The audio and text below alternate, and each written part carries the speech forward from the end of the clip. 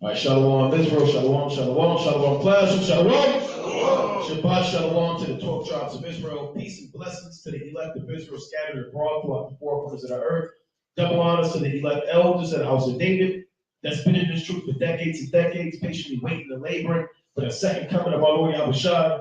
A hearty, mighty Shalom to you, mighty brothers out there in season, out of season, especially in this wintertime, enduring the elements, the freezing elements, the cold and the snow and the rain, in order to endure and seal the elect of Yahweh Shalom. Shalom to those men. Shalom to the men that may not be out there on the highways and byways as of yet, but they're working on it. They're getting themselves built up in the spirit. They're praying, they're fasting, they're studying.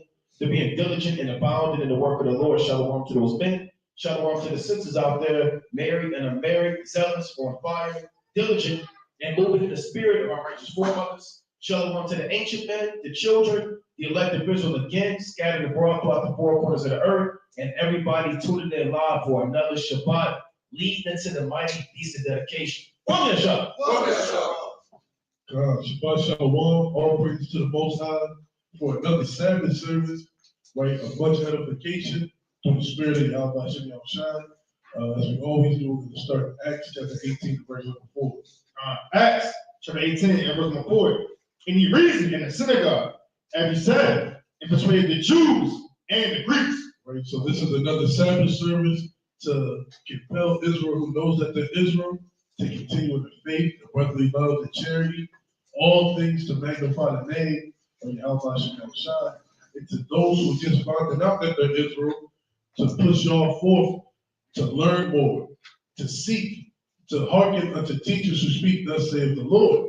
Right? And to be in the church of Berea and search the scriptures daily and diligently. And the only way we can do that is through Philippians 4:13. Philippians chapter 4, verse number 13. I can do all things through my strength, which strengthens me. Right? So through the Spirit of Yahweh Shem Yahushua, we're able to cast down false doctrine, stand 10 toes down for the doctrine we learned, and not be tossed to and fro like a wave in the sea, and stay fervent for the Lord. That's right. Shalom, Shalom Israel. Shalom to the elect scattered abroad, reading, praying, and fasting through the will of the Most High. Let's go to the book of Acts, chapter 17, verse 2. Acts chapter 17, verse number 2. And Paul, as his manner was, went in unto them, and 3 Sabbath days reason with them out of the scriptures. Right, that's what we're commanded to do, to reason out of the scripture. Read. Opening and alleging that Hamashiach must needs have suffered and risen again from the dead, and that this Yahushua, whom I preach unto you, is Hamashiach. Right, so we're commanded through the Spirit of the Most High to come out, right, and teach and uplift Yahushua. Right, all praise, all praise. As always, let's go to Acts chapter 15 and verse number 20. Got the book of Acts, chapter 15, and verse number 20. But that we write unto them that they abstain from pollutions of idols, and from fornication, and from things strangled, and from blood. For Moses of old time had in every city them that preach him, being read in the synagogue every Sabbath day. Right. First of all, forefathers also had decrees, ordinances, man, every Sabbath to put away the pollution of idols, man. Right, whether that's just a so-called ban on your phone, right? They've been distracted by social media from sunset to sundown. Okay, whether it's a so-called games, man, folly and madness, right? So-called money, jobs, vanity, man. Right. So also on the Sabbath, we should be putting away more and more, right? All manners of pollution, right? Idols, fornications. Okay. Also, right, abstaining, right, from things, right, that strength, right, and from blood, all things that's unclean and impure in the eyes of the Most High. That's right. So again, this is the importance of brotherhood, right? Without, there's not one man that didn't need brothers around him, huh? Right? Yahushua, he had brothers around him, huh? Elijah, when he needed Obadiah and certain men to take care of him, huh? Right? Our forefathers always had righteous men around them, huh? Right? Jeremiah had Baruch, the apostle Paul had Silas and Timothy, and Silvanus and these different men that he labored with, man. When you read his epistles, Paul relied mightily upon the brotherhood, man, to give them lodging, to give them clothes, men to help them travel with expenses. So brotherhood is very, very important. You see David's brotherhood, and then he had, right? Abraham's brotherhood, they have a lot, willing to rescue Lot and sacrifice himself. Let's go to 1 Peter, the 2nd chapter. Right? Let's read verse number 17. Right? So again, we're coming up, brothers maybe coming out the world. Brotherhood is not something that you see unless you're in some Greek Omega fraternity, right? That's supposed to be for the so-called Black, Hispanic, and Native American man, the highest esteem of brotherhood, right? When they all brand themselves with Greek letters, freak off in wild Asian events, pass the egg, punch themselves in the chest, and do all manner of wickedness, man. So a lot of you Negroes are into these fraternities. You think that that's the highest level of brotherhood, man. Jake, you join prayer groups and Masonic orders and Freemasons, and you try to call that the brotherhood. There's no greater brotherhood than being in this truth, right? There's no greater brotherhood than knowing that you're an Israelite and having brothers like-minded who have your best interest at their heart, praying for you, fasting for you, etc. Right? Go to 1 Peter 2:17. 1 Peter chapter 2 and verse 17. Honor all men, love the brotherhood, despise it. Love the brotherhood. The Lord said, love the brotherhood. That's not an option. The Lord said, love the brotherhood. You have to learn not just the in-depth breakdowns and parables, but you have to learn how to embrace brothers, man. You have to learn how to be a brother in this truth. This is something that brothers aren't really taught in the world, man. Brothers are taught to be standoffish. There's cliques, there's gangs. Deuteronomy 28:54 speaking expressly, man. You see it in the communities, you see it in your households, in your families, relationships. We're not taught growing up how to love the brotherhood, man. And a lot of brothers, when they come into this truth, they chase other things to learn, breakdowns and parables and the secrets of Yahweh, but they don't know how to be a brother and how to love the brotherhood. Read on, King. Read that part again. Love the brotherhood. Love the brotherhood. Fear God. Fear the Most High. Honor the king. Honor the king. Right? So this is a command from on high that we have to learn how to love the brotherhood. Right? Let's go to the book of Ecclesiastes. Right? Chapter 25. Right? Let's read number 1. Verse number 1. Right? So again, brothers have to learn, because again, in Israel, you got cats. You got cat banging. I don't bang with that cat. Right? Those ain't my brothers. Right? If you're not in my cat, you don't wear cat colors, you ain't my brother. The hell with you, man. We'll kill you. That's off, man. Brothers say that, man. Right? And these things ought not to be spoken of, man. Right? So read that. Sirach, chapter 25 and verse 1. In 3 things I was beautified instead of beautiful, both before God and men. So these things are beautiful in the eyes of the Most High and in the eyes of Israelite men. Read. The unity of brethren. What the Lord say? The unity of brethren. I mean, what's better than a feast day, Cat, when brothers are of like mind, See, in the world, you get together with brothers, what do you have? What do brothers have in the world when you get together with men of your same nation? Shootouts, drug abuse, fights, killings, plotting, robbing, adultery, lust, folly, molestation, rape, neglect, wickedness. All of these things happen, man. Right? Brothers all been to these parties, kickbacks, worldly events, clubs. You just wait for it to happen. You kind of go in there, you kind of looking around, and you know what's going to happen. You just wait for it to pop off, man. And Jay, sometimes you go to these events because you know it's going to pop off. You know? I think last year in Baltimore, last summer, like 40 people died at some summer event, huh? That was 2 years ago? Brooklyn Day or something. Yeah, that was like a mass shooting, huh? So you Negroes hate each other, huh?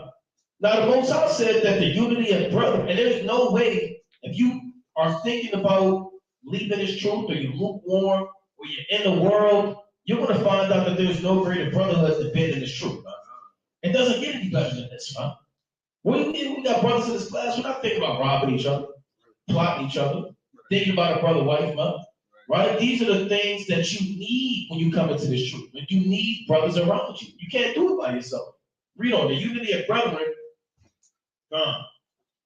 The love of neighbors. The love of neighbors, right? And these are our neighbors. Read. A man and a wife that agree together. And a man and a wife that agree together. Right? So these are the things that we have to learn how to love. You have to know how to not be that brother who's standoffish, the brother who has his walls and insecurities built up. He can't be a brother. The brother that's like a damn tortured pit bull, huh? Who gets around the new owner, he's damn ready to be violent and attack, man. Brothers have to learn how to open up and love the brotherhood and utilize the brotherhood, because brothers have many talents, resources, and skill sets to be able to benefit you in your walk in this knowledge. God. Let's go to Romans chapter 12 and verse number 9. Right, like the brother said, there's no greater love than truly finding out how to love your brother or love your sister. You know, this is things, like the brother said, these are things that weren't taught to us. Right, that's why when we join sports teams and things like that, it's a different type of love that you have. Right, it's because you battle tested. How much more in this truth where it's life or death? When you're truly battle tested, with spirits up on you, and you know you can call that one person, that one brother who give you that right precept through the spirit, and you just feel better. Like, damn, that's why I called you, brother. You know, that's why I love you, brother. Right? But that's not the only reason why you love them. You know, because if you truly love the Lord, you have to love your brother. But that's the spirit that should be in Israel right now. Because we're approaching some dark times. And you don't want to come from being in dark times to being even more dark times. Right?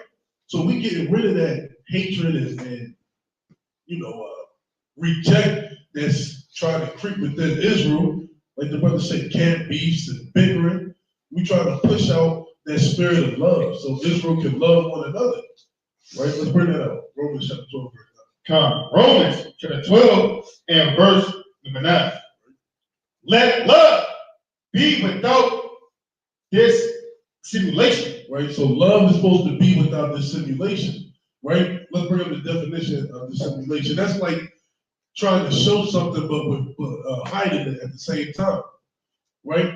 You know, like you get a hug from your lady and you don't want to smile too hard.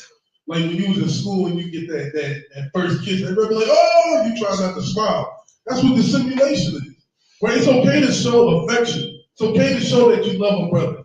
It's okay to hug a brother and greet him with a holy kiss. Right? Bring that up.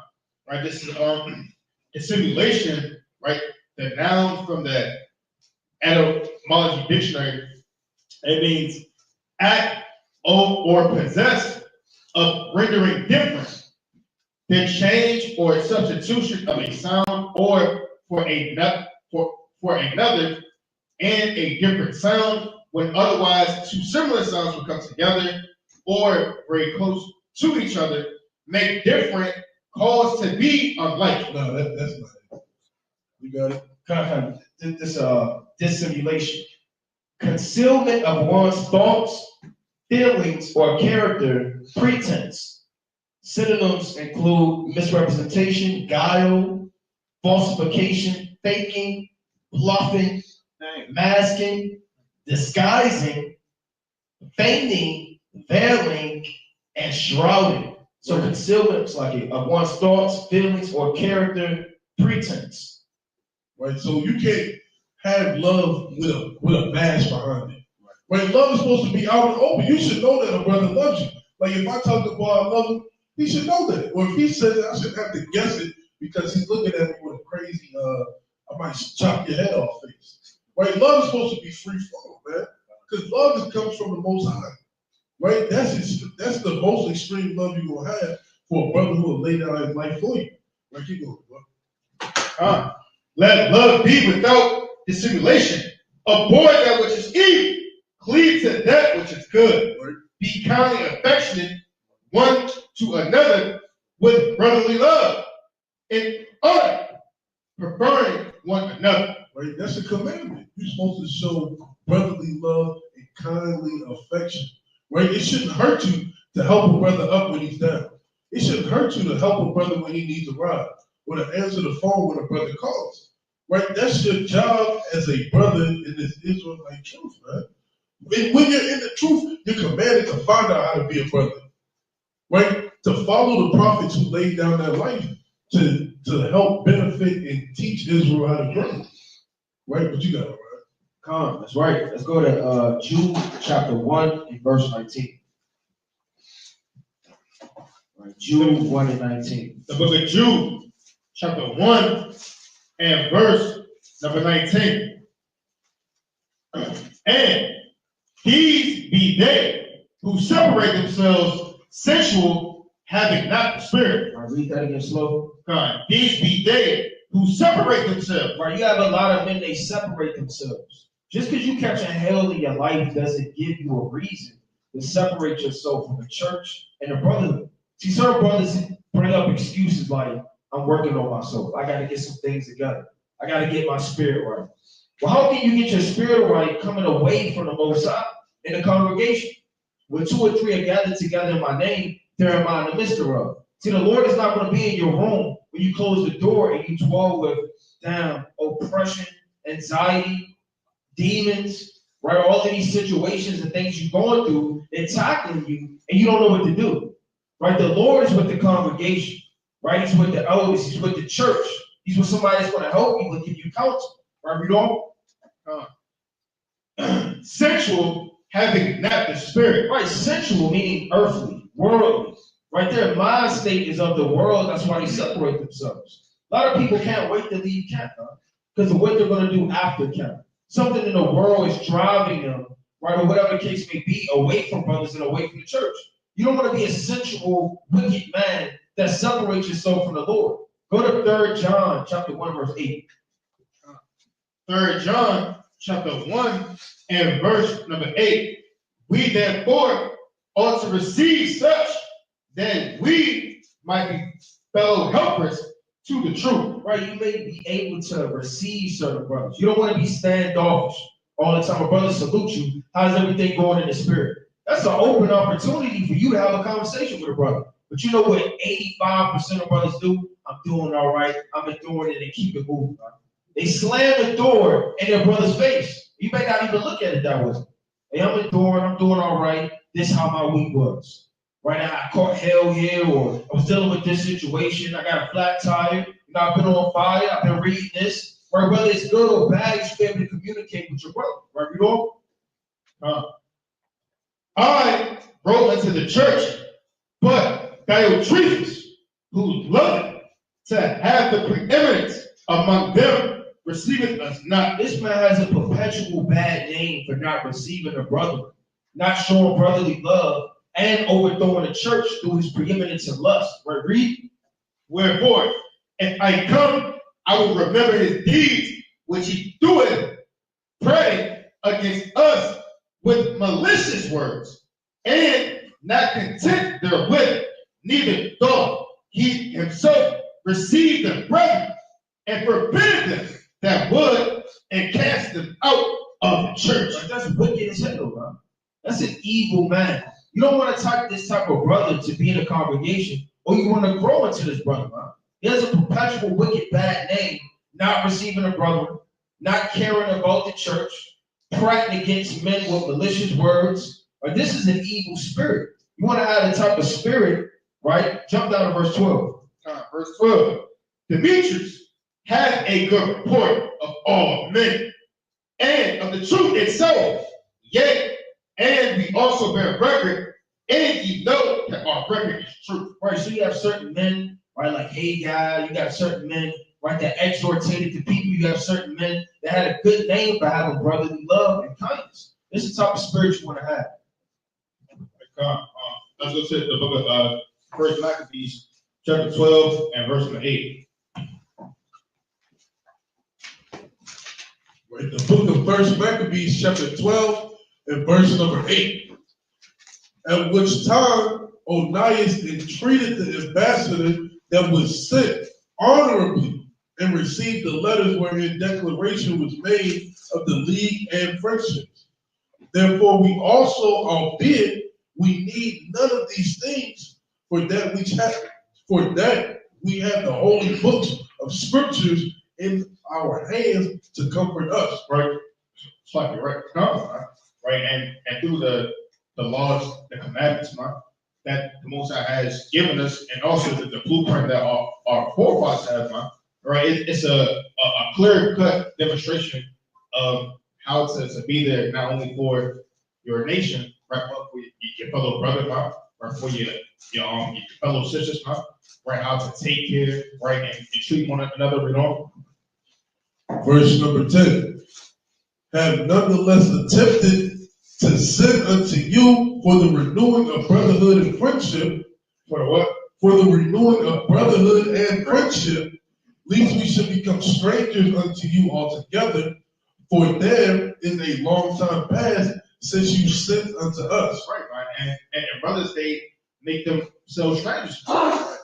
Come, once you separate yourself to deal with those demons alone, right? Inside of a dark closet, right? You so-called, you cut off all the lights in your house, right? You just meditate and try to fight and deal with Satan on your own, right? And after weeks, months, and time passes, right? You become a stranger, right? Because you forgot to renew the brotherhood, right? Because you renewed the brotherhood by reaching out daily, right? By checking on, brothers daily, my sisters, giving a call, a text, right? That's how you continue to renew daily, right? But you may see certain men, they may walk away or they may leave the church for a certain dispensation of time. And then when they come back, hey, this person is a stranger, right? Because you've been doing God knows what in the dark for so long, or you become separated, We therefore at all times without ceasing, both in our feasts and other convenient days, do remember you in sacrifices which we offer, and in our prayers as reason is, and as becoming to us to think upon our brethren. Right, read. And we are right glad of your honor. Right, calm, man. It's a glad honor, man, to talk to my brothers daily, man, right, and to continue to renew each other, man, through strengthening my prayer and fasting, right, and even giving a phone call can help boost or give exhortation to someone's spirit. Brothers, That's right. And I want to let me back on the point. Let's go to First Maccabees, chapter 9, and let's read verse number 5. Right? So this brotherhood is important, man. Brotherhood is very, very important. And like brothers are saying, when you distance yourself and you separate yourself, the spirit will start to leave you, right? Right? Because again, when righteous brothers are around you, those spirits can rest upon you, right? A brother's spirit of charity can rest upon you, right? A brother's spirit of love can rest upon you, just like if you hang around demons, right? Those demons can rest upon you. So you separate yourself, though you're separating yourself from those spirits, right? And you're isolating yourself, Real quick, go to Ecclesiastes chapter 6 and 1. Quick precept before we get there. You gonna get that? Sorry, right? Chapter 6 and verse number 1. Instead of a friend, become not an enemy, for thereby thou shalt inherit an ill name. You don't have to be buddy with every brother, but don't be an enemy to a brother, right? Because you may not be close with every brother, right, on the same level, and everybody understands that, right? But still, don't be an enemy to that brother. Read on. Here's the point I want. Read. Shame and reproach. Even so shall a sinner that hath a double tongue Read. extol not thyself in the counsel of thy own heart. Right. Don't extol yourself in your own heart. Right. You know what, man? I think it's best for me to take a year off away from the brothers. Right. I'm going to drive to Kansas City. I need to find myself. I need to find out if this truth is really for me. I need to discover myself. Is this who I really want to be? I really wanted to be a lawyer, right? But should I be a doctor or should I be an Israelite? So the brother drives down to Kansas, man, and he isolates himself. He extols himself in his own heart. Read. That thy soul be not torn in pieces as a bull straying alone. As a what? As a bull straying alone. If you a lion, you see a bull by himself or a cow by himself, it's over. It's go time. Easy meal, man. You don't want to be a bull straying alone. And that's what happens when you extol yourself, man. Your ass going to be destroyed, man. Until your 1 Peter 5, the Satan is as a roaring lion. right? Seek whom he may devour, verse 8 on down. And if he catch you alone, your soul will be torn in pieces. Go to verse Maccabees 9:6. First Maccabees chapter 9 and verse 6, who seeing the multitude of their army to be so great were so afraid, whereupon many conveyed themselves out of the host. Many did what? Many conveyed themselves out of the host. Right? Read. And so much as there abode of them no more but 800 men. So when you convey yourself out of the host, what does that mean? You left. You left the brotherhood, man. You slipped away.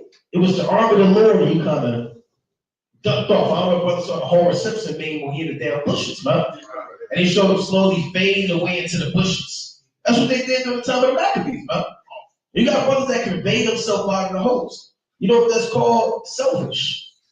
That's being selfish. Just saying your priorities and your emotions are better than that of your brothers, man.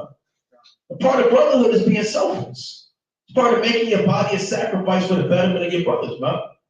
Right? So these men that conveyed themselves out of the host, they weren't thinking about their brothers. They were thinking about themselves. This truth is the exact opposite of the world. The world, you can think about yourself. That's why there's murders and killings and rape and wickedness, man. And there's truth, you have to think about your brothers. Right? If I do this action, how is it going to affect the congregation? How is it going to impact this brother's life?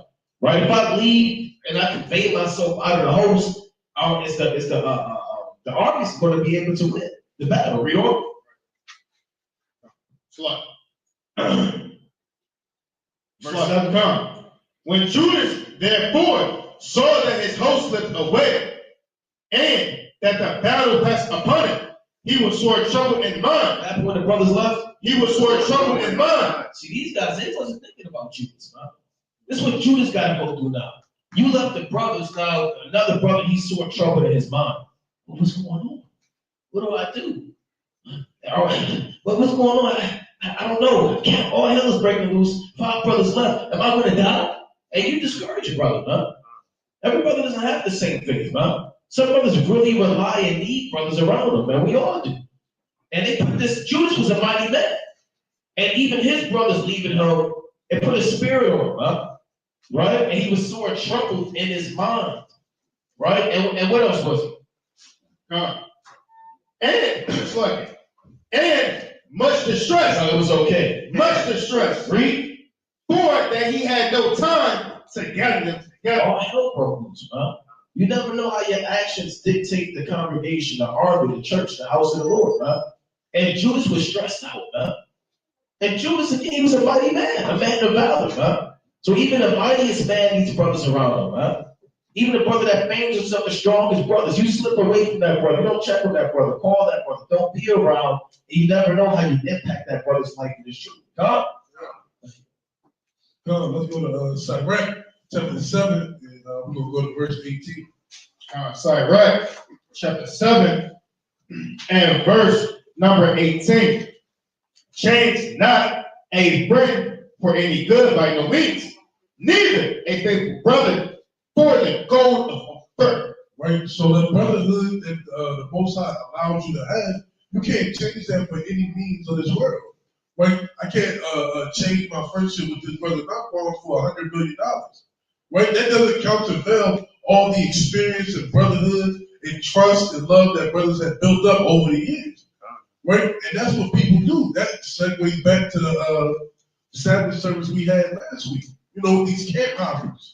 Right? A brother be in this camp, he may not agree with what may happen or judgment that went out. And the brother go and join a whole nother camp and give half the story. Where you can't change out a friend that you've been proven, right?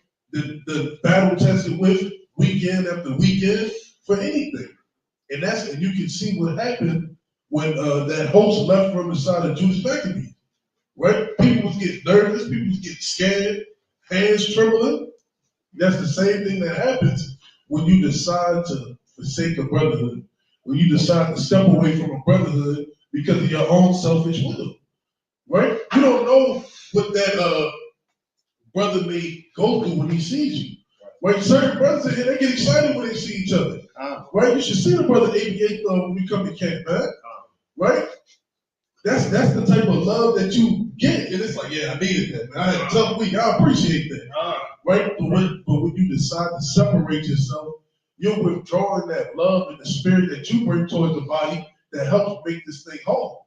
And you gotta forget that the Most High is in the midst of 2 or 3 of us. So whatever the hell you're going through, the Lord is right there to help you through. Like Mariah said, man, you go sit up in that room, that demon hop on you, that estate of that man is worse than it was before. We done seen it, the kid been around 10 plus years? We done seen it 1,000 times over.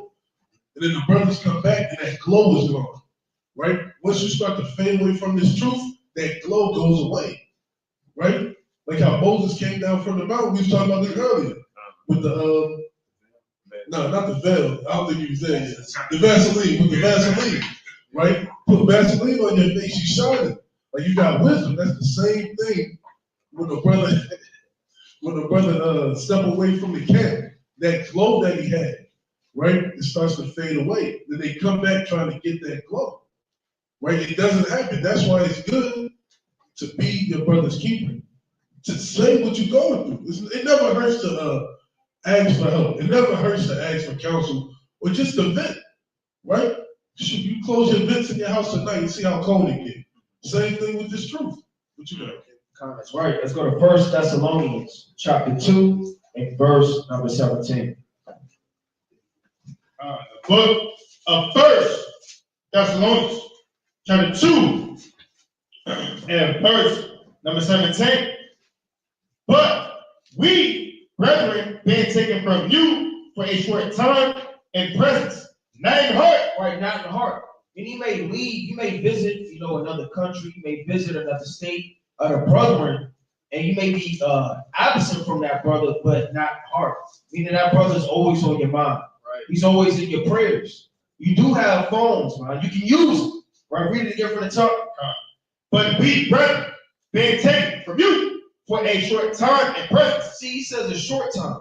That don't mean you go weeks and months and years neglecting the church, the body and brothers are far off. Right? Read.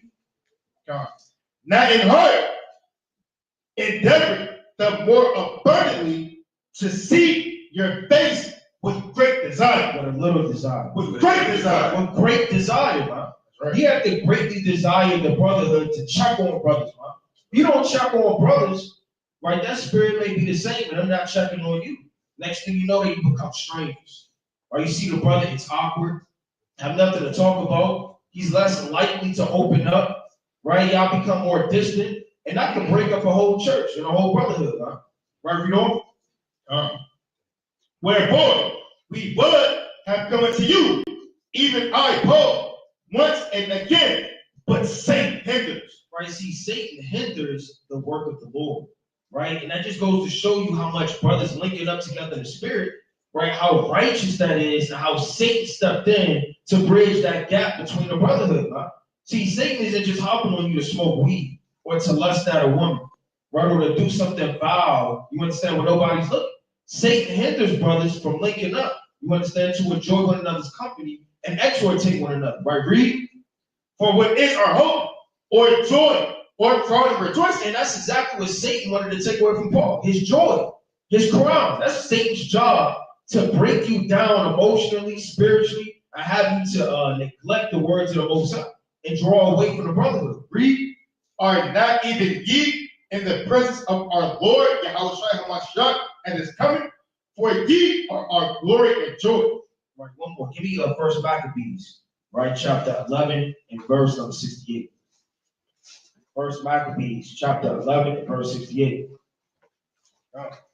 The book of 1 Maccabees, chapter 11 and verse number 68. And behold, the host of strangers met them in the plain, who, having laid men in ambush for him. And this is literal, but it's also spiritual. These demons are laid ambush round about. Soon as you leave, you understand, for Sabbath service, go back home, there are demons lying in wait, right? Ready to devour. Right? Read. So like in that ambush could be covered up by your woman. It could be your job, right? It could be your situations of financial. These bills, you understand, this stress, they're going to lay in ambush to devour. Read. Having laid men in ambush for him and the mountains came themselves over against him. So when they lay in ambush arose out of their place and joined battle, all that were of Jonathan's side fled. That's all, man. Right, when war's going on, when you need your brother the most, what does he do? He flees from you, man. He's not there for you. And you know how Jake is, man. A brother not there for you when you need him in the world is my forget him, man. You know what forget him means, man, in the world, man. I don't want nothing to do with him no more, man. Let you get jumped and your man's right there. That will no longer be your man's. Let something go on and your brother doesn't have your back. That will no longer be your brother anymore, man. Right, we know? Insomuch as there was not one of them left, except Menathias, the son of Absalom, and Judas, the son of Caleb, the captains of the host. Then Jonathan rent his clothes and cast earth upon his head. Right, just like the other count, it puts spirits on people when they're in distress and they don't have the brotherhood of the hope. Right now he's casting ashes upon himself. Now he's crying loud. Now he's doing things he shouldn't have been doing in the first place. His brothers had his back, right?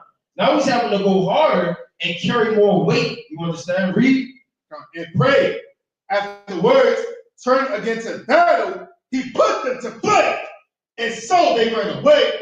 Now when his own men that were fled saw this. Right, this reminds me of certain brothers that lead a camp and come back, lead a camp and come back, lead a camp and come back. If you're going to come to war, go to war. Right? Stay the whole test of the battle. Don't just leave and try to come back to reap the spoils. Right, read.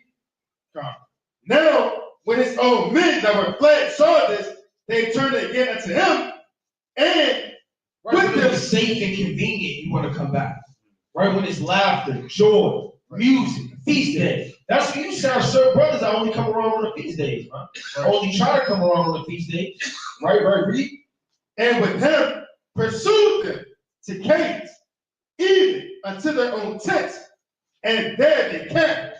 So there were slain of the heathen that day about 3,000 men, but Jonathan returned to Jerusalem.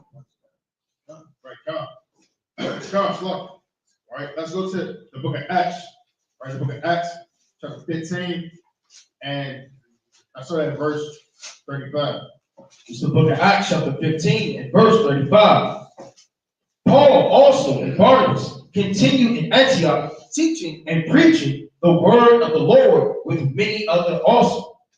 And some days after, Paul said unto Barnabas, let us go again and visit our brethren in every city where we have preached the word of the Lord and see how they do. And Barnabas determined to take with them John, whose surname was Mark. But Paul thought it not good to take him with them, who departed from them from Pamphylia and went not with them to do the work. Right, and you also don't want to be that brother or sister that departs right from the brotherhood, sisterhood, etc. Right, by not doing the work. Right, because these things they put spurs on you, right? By you going AWOL, right? That spirit of man just deserted, abandoned, right? We say all the time, right? Don't be that brother, Don't be that one brother that doesn't come up, right? Lord forbid something happens, fight, right? Someone brings knife back camp. Lord forbid this brother gets stabbed, this brother gets beat up, right? Hey, I would feel a certain way if brothers didn't show up, right? Because by you not having your brother's back or family's back in its truth, right? That puts spirits, right? Because you're deserting and you're turning your back right on the ministry, right? Verse 39. And the contention was so sharp between them that they departed asunder one from the other. And so Barnabas took Mark and sailed into Cyprus, and Paul chose Silas and departed, being recommended by the brethren unto the grace of God. Right, come, and now there's contentions, the stripes, right? It's some accounts, certain things went down at camp, right? And brothers full-fledged spread it, right? Don't be that brother that is it's controversy, right? It's tension, right? And you then flee, right? Because that's going to cause a spirit of contention, right? Strife, right? Anger, okay? And even those certain brothers that, they may flee, doing the work, right? That's as a man, that's as a thief, right? He's coming in, right? You're doing all the work, right? Labor, right? You're so-called at home, right? Cracking your toes while brothers are doing husbandry, right?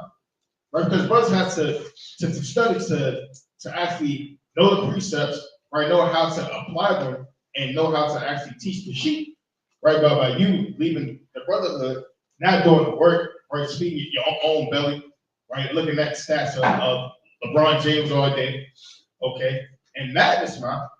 But you're actually leaving your brothers that's in the cold, the heat, the rain, the snow, doing the work, right? But you want to come up and creep, right? Doing the so-called feast days, right? That's like stealing all the brothers, right? Hard work, right? Tilling the ground, right? Doing the work. And it's like basically a robbery, God, so don't be that one, right? That leaves the brotherhood, right? But then comes around when it's convicted. Right, what you got? That's right. Let's go to Philemon. Right, Philemon is a beautiful book of brotherhood. Right, I don't like Philemon. It's not deep. There's no parables in it. I don't see the 7 heads and 10 horns. Why should I read it? Well, Philemon is a beautiful book, man. Right, about the brotherhood between Philemon and Paul. Right, concerning Onesimus. This is about correction. Onesimus had to be humble. Philemon had to be humble when he heard this, man. Paul had to charge him. And this is a beautiful account, right? But let's read Philemon. Let's get straight to the point. Let's read verse number 5. 6. Philemon, chapter 1 and verse number 6. That the communication of thy faith may be become effectual by the acknowledging of every good thing which is in you. Right, read on. For we have great joy and consolation in thy love, because the bowels of the saints are refreshed by thee. Are what? The bowels of the saints are refreshed by thee, brother. You see that? So Philemon was being told by the Apostle Paul that when you come around, it says the saints are refreshed, the spirits are refreshed, man. Right? So Philemon had a spirit of a high level of brotherly love, man. So Paul is reminding him of the brotherly love that he had towards the saints. And he should exhibit that same brotherly love he has when he sees Onesimus, man. And there are brothers that come around that refresh your spirit like brothers are born into, man. And there are people that come around and put demons on you, man. That vex you, man. Oh, hell, man. Hey, your supervisor, your so-called boss, man, put you in the office. Hey, that's vexing, man. Right? I need to talk to you for a minute, man. And then you got righteous brothers that come around and then put a spirit on you, man. Right? You can tell when a brother's missing that cat, man. You can tell when a certain brother, or you should. Right? You should be able to tell when brothers are missing that cat because of the spirit they bring to the body, man. Right? Rather they're exhorting. Right? If the brother Trey wasn't there, who would say right. We be missing that, man. Right, every 10 seconds. Man. That's right. Right? And righteousness, though. We be missing that, man. Now, Shia was there. Hey, we all feel it, man. Brother be fumbling the camera, the phone, trying to figure out what to do, what button to press. Right. T-top. We listen to T-top, man. Right? And we can say much more about every other brother here, man. Right? Time we run out of time, man. About the impact and the gifts and the talents that brothers bring to the body that we look forward to seeing, man. Nobody wants to just hear around and just teach all day, man. Just help all day by himself, man. Right? And Isaiah 42 and 13 all day. Right? As mighty as the brother is teaching it, we need all of us, man. Right? Same thing with all of us. So Philemon had that same spirit, right? Read on the Philemon. Philemon 1 in verse 8. Wherefore, though I might be much bold and much young to enjoin thee that which is convenient, read, yet for love's sake. For what? For love's sake. Brotherly love's sake. Right? For love's sake. You have to do things that you might not want to do, man. Right? Read. I rather beseech thee, being such an one as Paul, the aged, and now also a prisoner of Yahushua HaMashiach. What is he going to tell me to do for love's sake, for brotherly love's sake? Read. I beseech thee, for my son Onesimus, whom I have begotten in my bonds, Read. which in time past was to thee unprofitable, but now profitable to thee and to me. Read. Whom I have sent again, thou therefore receive them. Don't cast them off. Receive them. Don't forgive them. Receive them. That is mine own vow. And that's what you got to do for love's sake sometimes, huh? Because when you read this account, remember, Onesimus ran away. He was a bond servant, right? Like an indentured servant, if you will, right? For the Philemon, the disciple of the Lord. So when Onesimus ran away, it just so happened that he came into the truth. Man's goings are the Lord. He ran into the Apostle Paul. The Apostle Paul broke the truth down to him. Onesimus told him his situation. Paul said, don't worry about it. I know Philemon will get this right. Right? So when Onesimus was to go back to Philemon could have been mad, huh? So what the hell? I don't know what you run away for, huh? You know, I got stuff I got to pay now. Right? I got work that got to get done. What the hell is your problem? But for love's sake and brotherly love's sake, you have to do things that you might not want to do, huh? Right? You might be tired, but you still come and camp for love's sake, huh?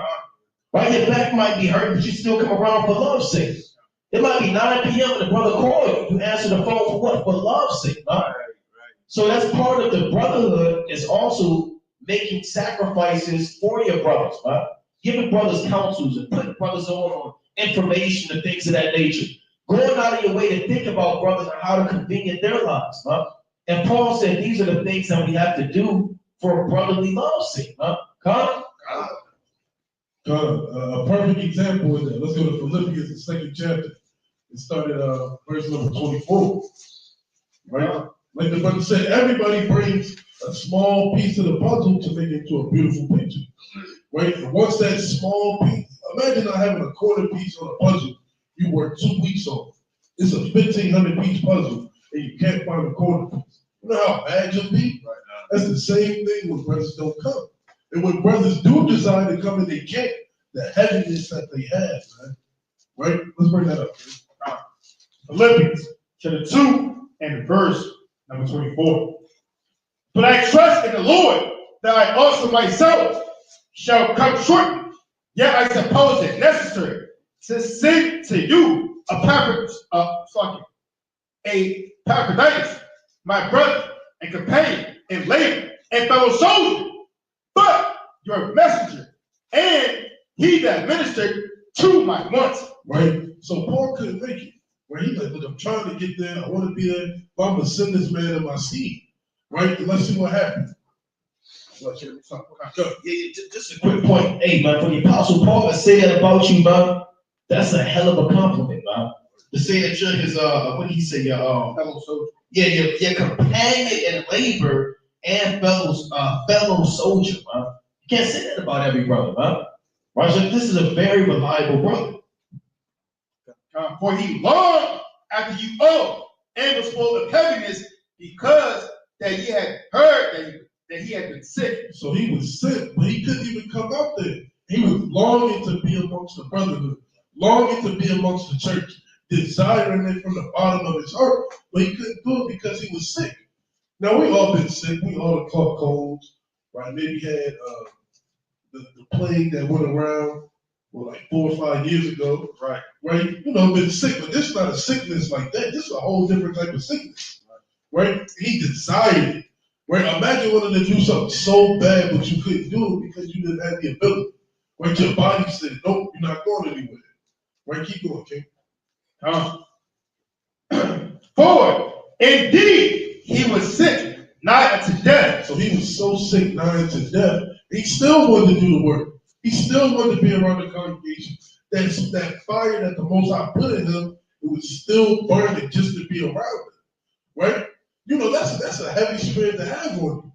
Right? Like the brother said, if Paul said that, my companion in labor, right? You know how hard Paul labored? How many missions and journeys he went on? Right? And brothers be tired of walking from the school to the harbor. Imagine walking 25 miles just to have somebody try to stone you. You're like, well, we got to keep going. Right? Keep going. But the Most High had mercy on him, and that on him only, but on me also, lest I should have sorrow upon sorrow. I sent him therefore the more carefully, that when you see him again, you may rejoice, and that I may be less sorrowful. Right? So when you do see him again, because we got confidence that the Most High will remove their sickness, that you rejoice. Right? You turn up. Right? The church should be loud. They should hear it across the next city. How happy you should be to see this brother. That's how it should be when people are dealing with ailments. Right? When people are fighting to come to camp, you gotta tell them, look, brother, you got to take care of yourself. Right? We'll see you next week when you feel better. Or Lord willing, you get some rest. Right? And when we do see it again, we turn up, man. Right? That's what brotherhood is, man. Right? You sick and you down and you need that brotherhood, and when you get it after you overcome whatever obstacles the Most High put in front of you, it's that much sweeter. It's that much better. Right? Like when brothers who was around the body with Elder Caleb. Right? When Elder Caleb came out the hospital, how we rejoiced that everybody was happy, everybody was turning up. Right? That's the same spirit that was on Epaphroditus. Right? Desire to be amongst the body. Putting his own wants and cares behind it just to be around the brotherhood. Right? We should all desire and pray that the Most High puts that on our spirit to want to do it. Like, Lord forbid that happen to anybody else. But if it does, I would love to see that spirit on brothers. That's right. Let's go to 2 Samuel, chapter 15 and verse 21.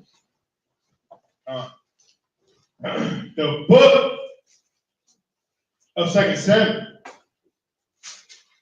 chapter 15, and verse number 1. And it came to pass after this that Absalom prepared the church. 2 Samuel 15 and 21. 2 Samuel 15 and 21.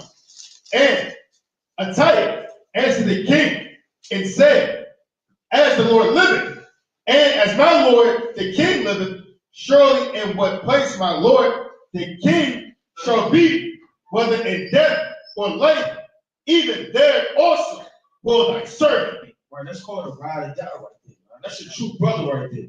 He said, no matter what's going on with the king, right? The people trying to kill David, they seeking his life, David on the run, whether by life or death, there will thy servant be. Man.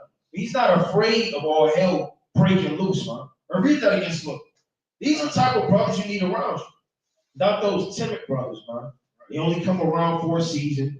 You don't really know what the hell they got going on. They're very secretive. You don't know what they do for a living. And all you ever heard them say is 2 words, shalom and calm. Right. Read that. And Attiah answered the king and said, as the Lord liveth, and as my Lord the king liveth. And I could be proud of saying that if that's in God with the seed. He said, look, as the Lord liveth, man. He said that with confidence. Right, read.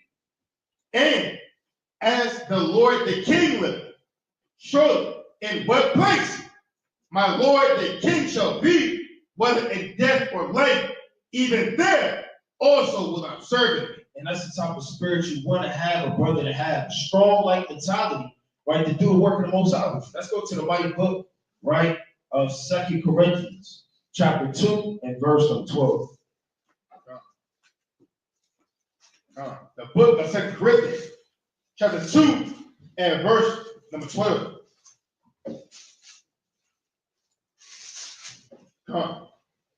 2 Corinthians, chapter 2 and verse 12. Furthermore, when I came to Troas to preach Hamashiach's gospel, and a door was opened unto me of the Lord, I had no rest in my spirit, because I found not Titus my brother. And that's how it should be when a brother disappears. That's why brothers pull up on brothers, man. The brother go missing for a week or 2 weeks, no call, no show. Best believe somebody's reaching out to say, are you okay? What's going on? Or sometimes brothers just gonna get on you, man. Where the hell you been at, man? What the hell you got going on? And then the brother will be down in the spirit. You gotta uplift that brother, man, and help that brother, push that brother. Should be no reason why a brother just disappears from brothers that have nothing but love for you, and that is a demon. To disappear from brothers that do nothing but show you love and give you precepts. Right, read. But taking my leave of them, I went from thence into Macedonia. Now thanks be unto the Most High, which always causes us to triumph in the Mashiach and make it manifest the same of his knowledge by us in every place. Right, you want to have that type of spirit, you understand, like Paul did Titus, to search out your brother. Right, let's go to the book of Malachi. Right, Malachi, the 3rd chapter. All right, let's start at verse, I believe, 14. This is the book of Malachi, chapter 3 and verse 14. Ye have said, it is vain to serve the Most High. And what profit is it that we have kept his ordinance and that we have walked mournfully before Yahweh of hosts? And now we call the proud happy. Yea, they that work wickedness are set up. Yea, they that tempt the Most High are even delivered. Then they that feared the Lord spake often one to another. Now they only speak at that. Spake often one to another. Once a month. Spake often one to another. Read. And Yahweh hearkened and heard it. And a book of remembrance was written before him for them that fear Yahweh by Shai and that thought upon his name. Right, so those that fear the Messiah, right, by default, you're going to love the brotherhood, right, and also love everything that pertains towards the body, right, which means that you're going to speak often, one towards another, right. It shouldn't just be, right, we only speak, right, and especially brothers that's direct in the same city or the same region, right? It shouldn't be brothers. Oh well, I only talk to the brother Trey, once every 3 months.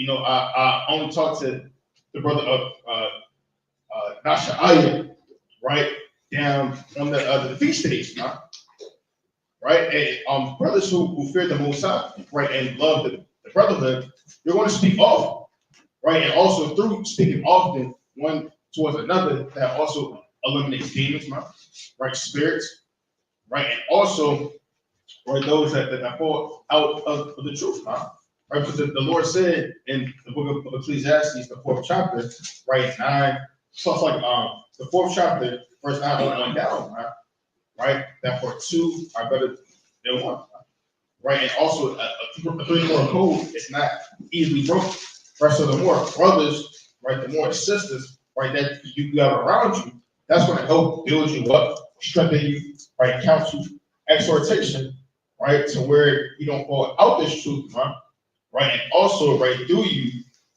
speaking daily, right, that also shows your love, right, for the body as well, right, represent. That's right. Let's go to Leviticus, the 10th chapter, right, and I want to read verse number. We start at 1, right, Leviticus chapter 10 and 1. Leviticus chapter 10 and verse number 1. And Nadab and Abihu, the sons of Aaron, took either of them in incense and put fire therein, and put incense thereon, and offered strange fire before the Lord, which he commanded them not. Like they offer strange fire. There's a particular process to light the fire for the incense. They didn't do it the right way. Go on. And there went out fire from the Lord and devoured them, and they died before the Lord. And they did what? And they died before the Lord. Right, they're supposed to take the fire from the altar and light the incense. They went about it another way. Right, read on.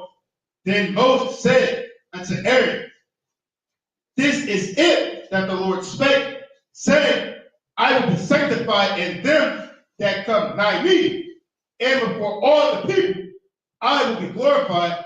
And Aaron held his peace. Read verse number 3 again.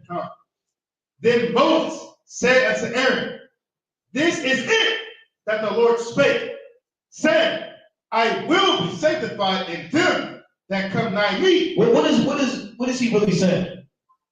Why is the Most High saying that? I will be sanctified in all of them that come nigh me. Essentially, basically, what is he saying? These men died because they didn't do what I told them to do. When you serve in the priesthood, it's not for you. You do what I tell you to do to glorify me. That's what he's telling them. Do the right thing, and this won't happen again. Right? When you're serving and you're doing the priesthood and you're lighting the incense, this is to glorify my name. So do it right and make sure it's done correctly. Right? That's what he said. Come correct when you come into the priesthood. Read it one more time. Come. Saying, I will be sanctified in them that come nigh me, and before all the people. I will be glorified. So this is Moses correcting Aaron. Do it right. Make sure you tell your sons to get it right. Brotherhood is also about what? Correction. What did Aaron do? Read on. Come. And Aaron held his peace. So he ran his mouth. And Aaron held his peace. He made a bunch of excuses. And Aaron held his peace. He shut the hell up, man. And he took correction like real brothers do, man. That's what brotherhood is also about, man. It's not just drinking wine and eating cheeseburgers, man. It's also, hey, brother, you did this, that, and the third, brother. You should have did that. You're right, King. Dwight. Appreciate that. And then you move on, man. See, in the world, it turned into a fight.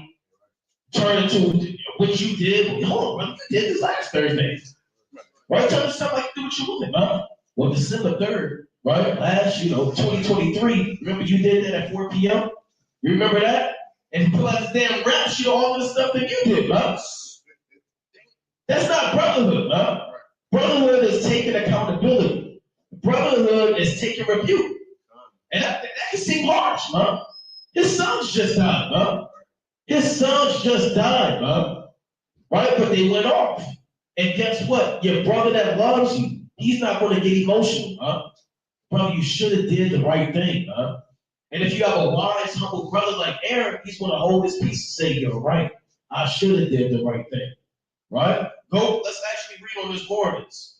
Jump to verse number 16. So and they're actual brothers. Now, who's older, Aaron or Moses? Aaron's older. You know how older brothers get, man. The principal, what you talking about? The oldest, man. I'm above you, all right, man. 3 years old, what are you telling me what to do for, man? Hey, Aaron still held his peace. But let's read on. Verse 16. Verse 16. And Moses diligently sought the goat of the sin offering, and behold, it was burnt. And he was angry. He was what? He was angry with Eleazar and Ithamar. Hey, Moses don't play, man. He ain't playing around. Right, read. The sons of Aaron, which were left alive, saying, wherefore had ye not eaten the sin offering in the holy place, saying it is most holy, and the Most High hath given it you to bear the iniquity of the congregation, to make atonement for them before the Lord? Well, your sons just died. And you're supposed to do the sin offering, eat the sin offering, and you haven't done it. What is your problem? Right? Read on. That's what Moses said. And guess what? Moses, he's right. Right? But let's read on. Behold, the blood of it was not brought in within the holy place. Ye should indeed have eaten it. You should what? Ye should have indeed eaten it in the holy place, as I commanded. And you should have did the right thing. This is what I told you to do. Why are you not doing it?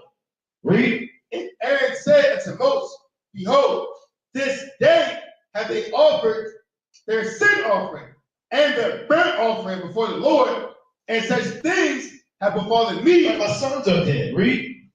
And if I had eaten the sin offering today, should it have been accepted in the sight of the Lord? Read. And when Moses heard that, He what? he was content. He kept railing on his brother. He was content. No compassion. He was content. No mercy. He was content. He was content, man.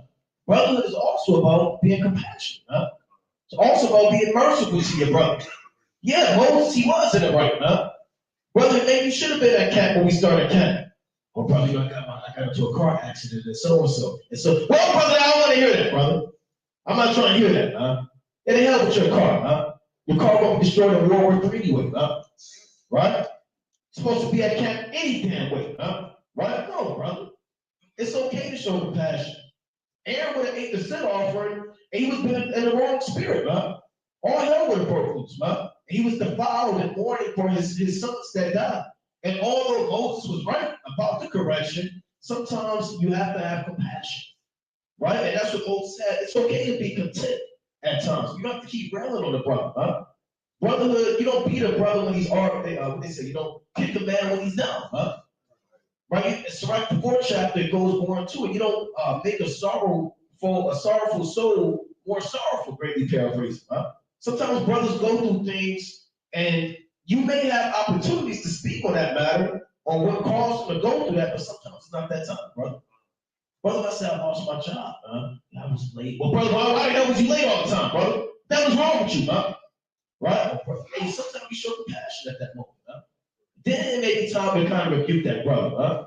So you see this dynamic that Moses had, right? As a leader and as a brother, right? First and foremost, this is blood brother, huh? Right? And we are blood brothers. He rebuked them, Aaron held his peace. Now it's on the other side. He getting on them again, but now Moses understands his brother's situation, and he's going to be content with it, huh? So compassion and mercy and rebuke are shown in this chapter. These are also things about loving the brotherhood. God. Let's go to the book of Job, chapter 15, and let's start at verse number 5. The book of Job, chapter 15, and verse number 5. See, you got certain brothers that just quick to rebuke, quick to beat you up, quick to get on you. See, Job's friends didn't have to rail on him the way he did when he lost everything. It's not a sincere, loving spirit, right? Right, we don't? For they know uttereth that iniquity, and thou choosest the tongue of the crafty, Right? thy own mouth condemneth thee, and thy eye, yea, thy own lips testify against thee. Art thou the first man that was born? See, now you just talking too much. Just doing too much. This has nothing to do with anything. We don't. Or wast thou made before the hills? Hast thou heard the secret of the Most High? And dost thou restrain wisdom to thyself? What knowest thou that we know not? What understandest thou which is not in us? See how the Most High dealt with, Eliphaz and these men. Those men thought that they were in the right getting on Job. Right? Job fell short. Those men took advantage of the situation he was in just because of him falling short. They railed on him and railed on him to the point at the end of his book, the Most High couldn't receive none of the sacrifices. Job had to then plead for the Lord on their behalf. Right? See how the tables turn? You getting on a brother for not having no job or being broke, then the Most High turned the script and now you broke. Right? You don't have no job. You don't have nothing. Your memory is failed, but you're not studying. Deuteronomy, you still don't know that? Next thing you know, 3 weeks later, 4 months later, the Lord started debating your knowledge. You have no wisdom. The Most High will draw His Holy Spirit from you. Right, read. With us are both the great-headed and very. He's boasting in his wisdom. Right. With us are the elders, man. And we can talk this talk. We can say these things to you. Right, read verse 10 again. With us are both the great-headed and very aged men, much elder than thy father. Right now he's getting on his father, man. Look, I got gray-haired men that got more gray hairs than his father, man. So whatever your father taught you, I got men older than that. Right now he's just being speaking on prophet. Go to the mighty book of Job, chapter 32, and verse number 6. Job, chapter 32, and verse number 6. And Elihu, the son of Barkel, the Buzite, answered and said, I am young, and ye are very old. Wherefore I was afraid and durst not shew you my opinion. Right? I said, they should speak, and multitude of years should teach wisdom. But there is a spirit in man, and the inspiration of the Almighty giving them understanding. Right, and there you go. That's the meek. See, the meek was the one that could be received. You understand of the things that he said to Job. This is the meek, it's the lowly. And it's spiritual because he saw the beginning from the end. He heard how everybody's matter, and yet he closed his mouth until he had gathered up enough to rebuke. This is the spirit you gotta have too as a friend, right? You don't want to be quick to get on a brother or quick to damn snap a whip every 5 seconds. You gotta examine, and then make your conclusion. Right? Read verse 8 again, King. But there is a spirit in man, and the inspiration of the Almighty giveth them understanding. Great men are not always wise, neither do the aged understand judgment. Right? Therefore I said, hearken to me, I also will shoot my opinion. Right, one more. Behold, I waited for your words. No, I'm over talking, brothers. I waited for your words. I waited to see the conclusion. I waited for your words. I gave ear to your reasons, whilst ye searched out what to say. Right? And that's spiritual, man. So add that again to the brotherhood, man. Be patient. Hear the conclusion of the matter. See, a brother may be acting up or going off, not that the Lord gives any man license to sin, because something just happened, man. A car wreck, a problem in his household. It's the reason why a lot of people lash out, be distant, or understand whatever the case may be. Understand and get that brother what he needs, man. And this book carries you, right? You have to be a wise spiritual apothecary to give a brother what he needs to help that brother. It's not always about condemning that brother. Let's go to Psalm 141 and verse number 3. Right? And let's say you are in that position where you are getting rebuked and corrected, you got to take it cheerfully. Right? Because those are words coming from the Most High that is sent directly from whatever vessel He has chosen to say it unto you. Right? As long as it's wisdom and precepts that are applied.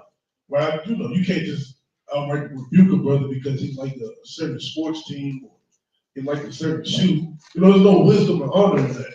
When it comes from the Most High, you know, it's going to be applied differently. You got to know when to be quiet. Right? Like the brother said, Moses was content. Aaron held his peace. Sometimes you got to know, this is the time for me to shut the hell up. This is a time for me to make sure that my lips are sealed so I can receive all that information. Right, let's bring that up, okay? Look at Psalm chapter 141 and verse number 3. Set a watch, O Lord, before my mouth. Keep the door of my lips. Incline not my heart to any evil thing, to practice wicked works with men that work iniquity, and let me not eat of their dainties. Right, so you got to know when to be quiet and when to speak, and you know, not to have your tongue and your heart inclined into anything wicked, man. Because when you've been rebuked before, and you want to say something, you know, you want to rail out, you want to exact the hurt that they've given you, but it's a time and it's a place for everything. Right, keep going, Jay. Let the righteous smite me, it shall be a kindness, and let him reprove me, it shall be an excellent oil, which shall not break my head, for yet my prayer also shall be in the commandments. Right? So let the righteous smite thee, and this shall be like a good oil too. You know, loosely paraphrasing. Right? Sometimes you gotta have somebody who's more knowledgeable, who has more understanding, who may be more seasoned, correct the hell out of you, man. So that you can get some oil. Right? And at least you be like these unwise virgins who are looking for oil in the time of Jacob's trouble. And you going and running to and fro. I'd rather get the oil now. Get corrected now. That's why it's good to be at the doorsteps of better understanding. Right? And mark their footsteps, loosely paraphrasing. Right? It's not going to break your neck. It's not going to hurt you to get corrected and get edified. And if it does, you got to check your spirit. Right? You might be a Christian in fringes, man.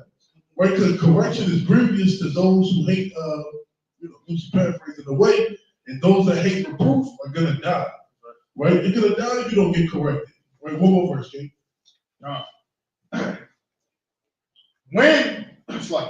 When their judges are overthrown in stony places, they shall hear my words, for they are sweet. Right, so when all hell breaks loose and the upside down gets turned right side up, and the right turns to the left, and straight gets crooked and all that, the words of the Lord are going to be sweet to set you back in order, to set you in the path that you should go, to let you know that this is the way that you need to go. You got to examine yourself. Let's actually get that in class, Proverbs 27.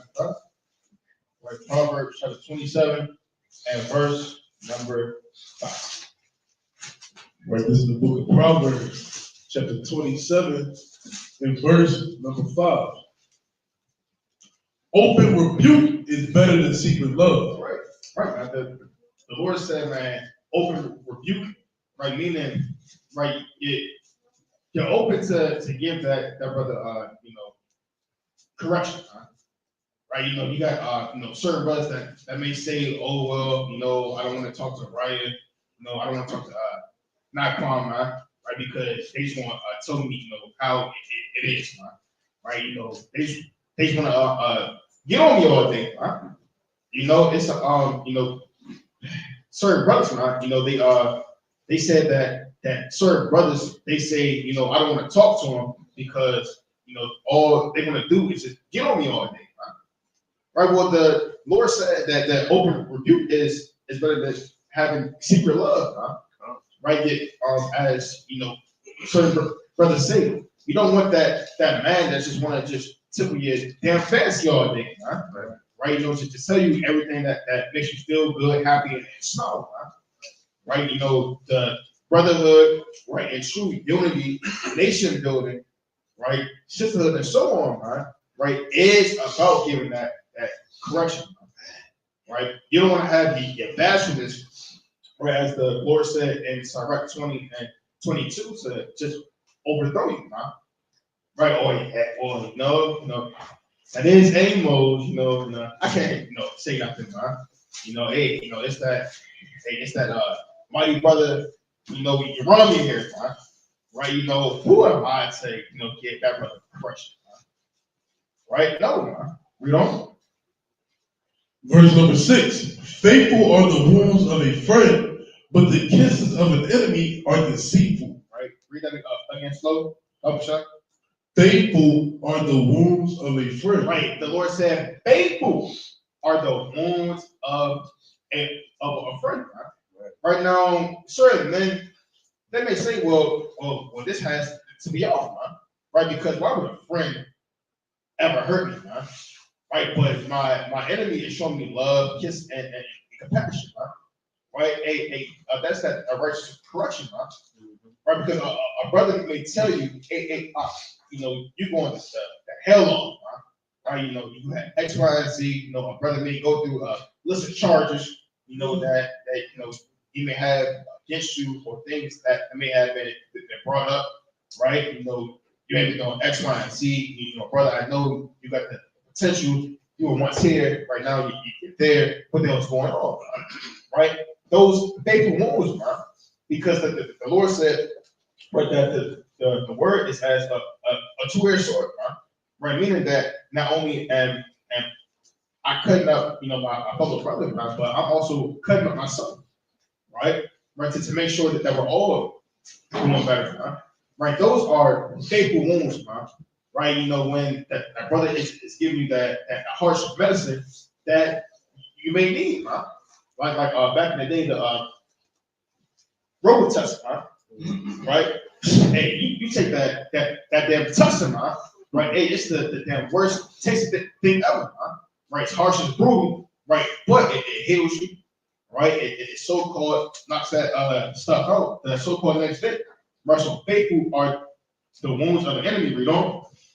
But the kisses of an enemy are deceitful. Right? But the kisses of an enemy are deceitful, right? Because, and that's especially Esau, right? These different nations, right? They'll laugh and your face smile, right? And sell you damn pork and sell you all things that's unlawful, or with a smile, right? They'll even give you a so-called discount, right? Shake your hand, right? Even certain brothers, they may give you counsel, right? That you can get overthrown, right? Or tell you what you want to hear, right? That you fall out of the truth, right? Because they secretly, want your woman, right? That they secretly want the position that you may have,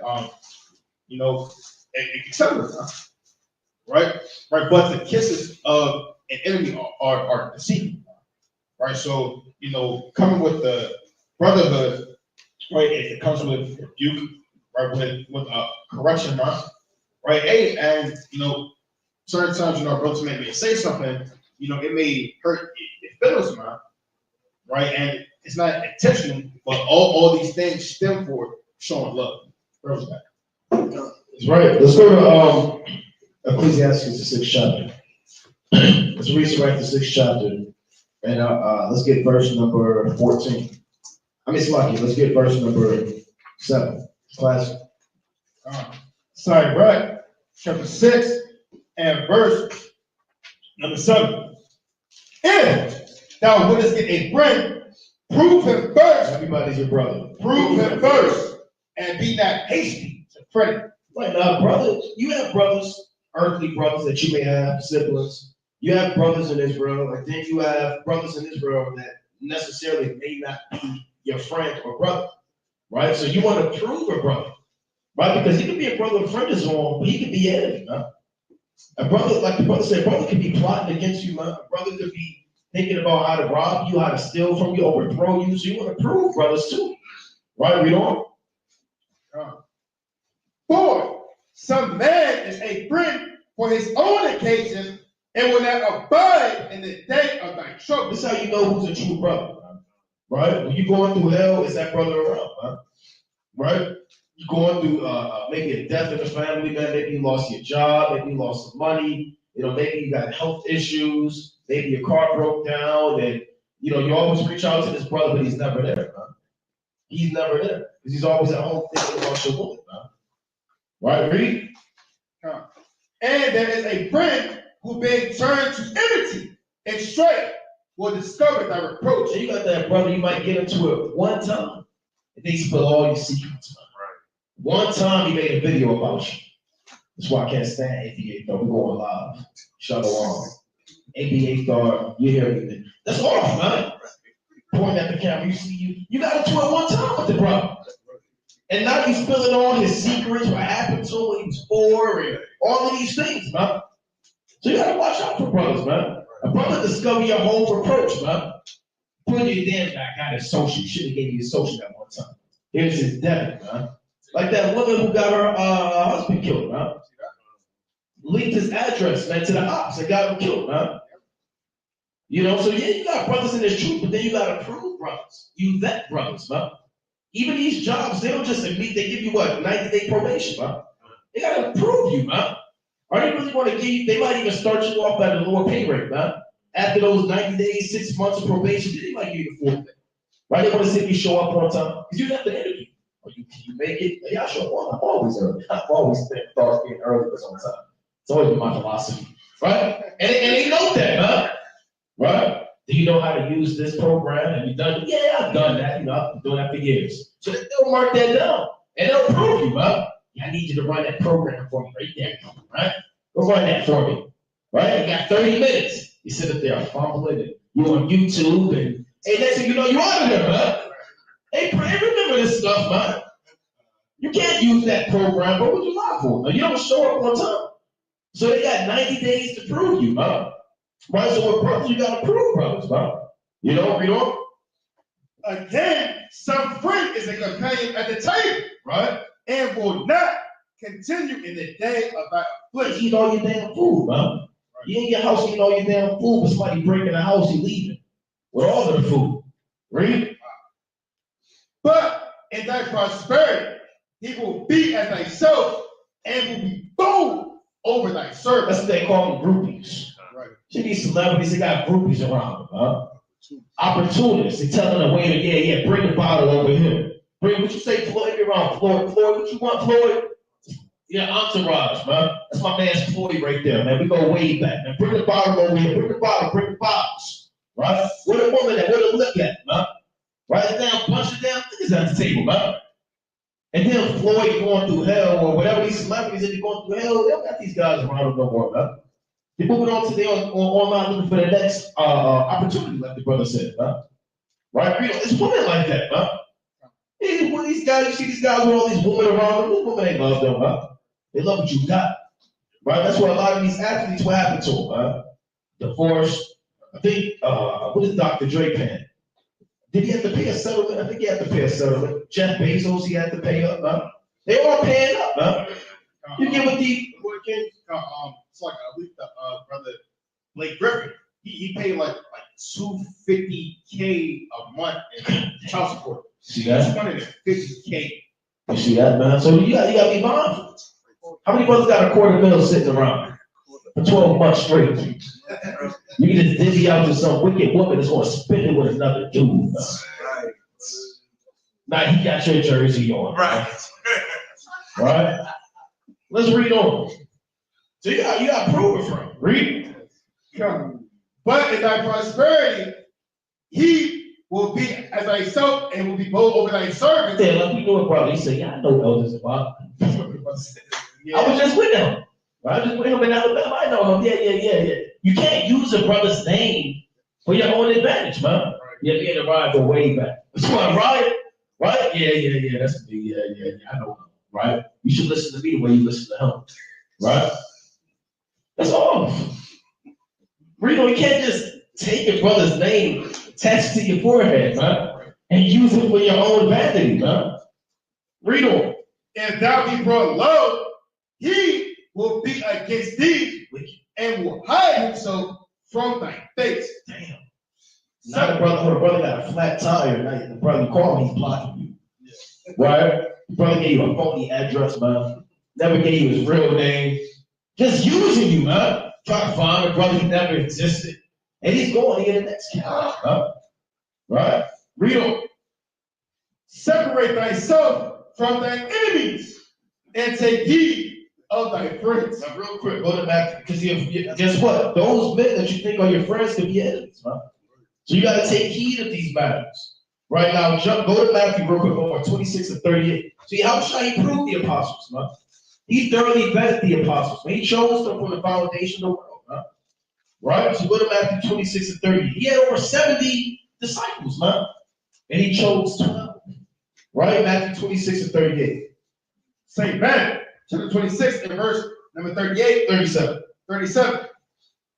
And he took with him Peter and the two sons of Zebedee, and began to be sorrowful and very heavy. So although Yahushua had 12 disciples, he was closest to who? Peter, who else? Peter, James, and John. Right? Peter, James, and John. And who was he closest to out of Peter, James, and John? John. He was closest to John. Right? Out of those three. So you can have brothers around you, and a lot of your bond might not be the same with every brother, huh? Right? Now, my relationship with NBA thought may not be the same with Bonds and Urambia, or Bonds and Nasha Ali, huh? Right? Our relationship may not be the same, huh? May not be the same with Angelo, and that's with every brother, huh? Angelo's relationship with Trey may not be the same like it is with Malachi.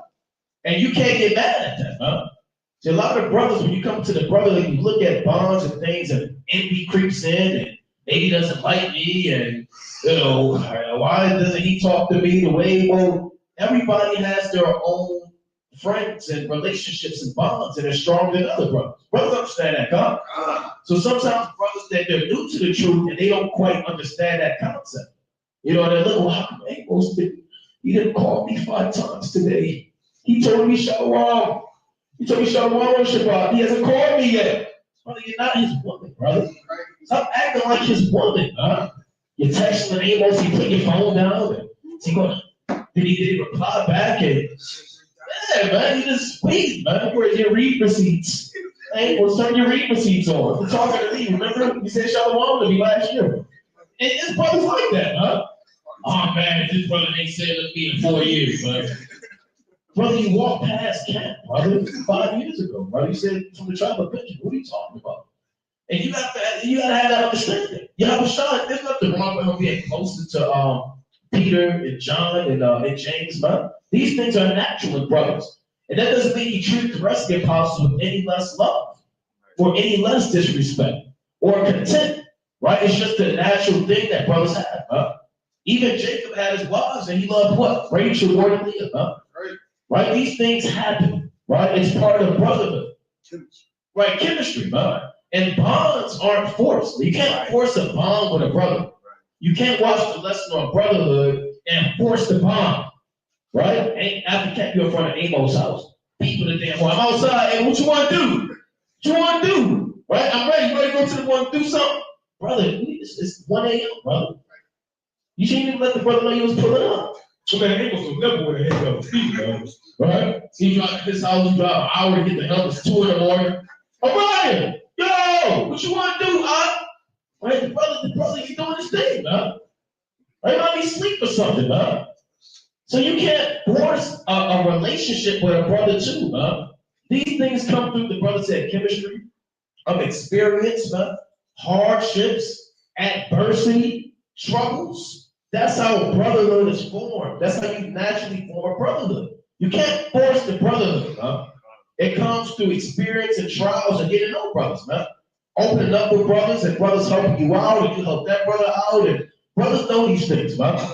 Right? So let's read on. This shows the bonds that may be stronger in brotherhoods. Right? Read on in Matthew 26 and 38 comes. Then said he unto them, my soul is exceeding sorrow, even unto death. Tarry ye here and watch with me. So Yahushua needed brothers, man. It's okay to need brothers, man. It's okay to feel vulnerable at times, man. It's okay to open up. It's okay to let your guard down, man. Right? With the right brothers, man. It's okay to do that, man. Yeah, brother, man, I'm dealing with this demon, man. Every brother's not mighty all the time. Right? And every brother, I'm enduring. That's the cliche answer. Right. I'm enduring. Yeah, brother, you may be enduring, but the brother say he enduring, but he's really about to fall away. Right? So again, it's okay to call the brother or brother that you're closer with. Because even the Lord said have one counselor among 1,000. He had peace with many, but have one counselor among 1,000. You have that one brother, those two brothers that you may call reliable. Right? And utilize those brothers. When Yahushua was sorrowful, he resorted on who? On the brotherhood. Right? And he prayed to the Most High. Read that verse one more time. My soul is exceeding sorrow, even unto death. Tarry ye here and watch with me. Read.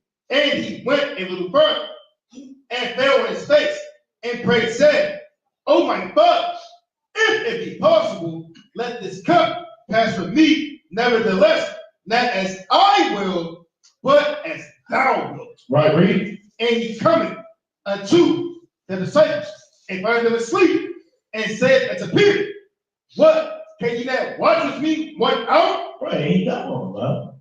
What, you could have watched with me 1 hour? And he got on Peter because Peter's the head disciple. Right? Hey, this is your problem, huh? Right? So again, Yahushua needed the brothers. He got on his brothers, and that's the love, man. The apostles needed that, man. All that cut and rebuke, that they needed that, man, to help them grow into the men that they were, that the Lord set them up to be. Come on, let's go to Proverbs chapter 27 and verse 17. The book of Proverbs, chapter 27, and verse number 17. Right? And iron sharpeneth iron, so a man sharpeneth the countenance of his friend. Right. And read that again, slow king. Iron sharpeneth iron. Right. So you're going to have a friend, not in a wicked way, but y'all should be going through things, man. He should have rebuked you. You should have rebuked him. Nobody's walking around like your house shot 24/7. Your brother should see you falling and getting on you, man, or reproving you, or helping you. You have a brother that just salutes you, nothing more, nothing less, right? That's all it is. That's not a true deep friend that I would truly call a friend. It's more like an associate. Right? See somebody at work will see you drop your wallet, they may or may not say something. Right? Somebody will see you doing evil or going off, they may just murmur and talk behind your back. Everybody isn't going to have that same mentality to sharpen up their brother, man. And with still, sometimes you got to do it with force, man. It's not an easy thing to sharpen up iron, right? So, right, it says, a man sharpeneth the countenance of his friend. Right, go to Proverbs chapter 26 and verse 20. Proverbs 26 and 20.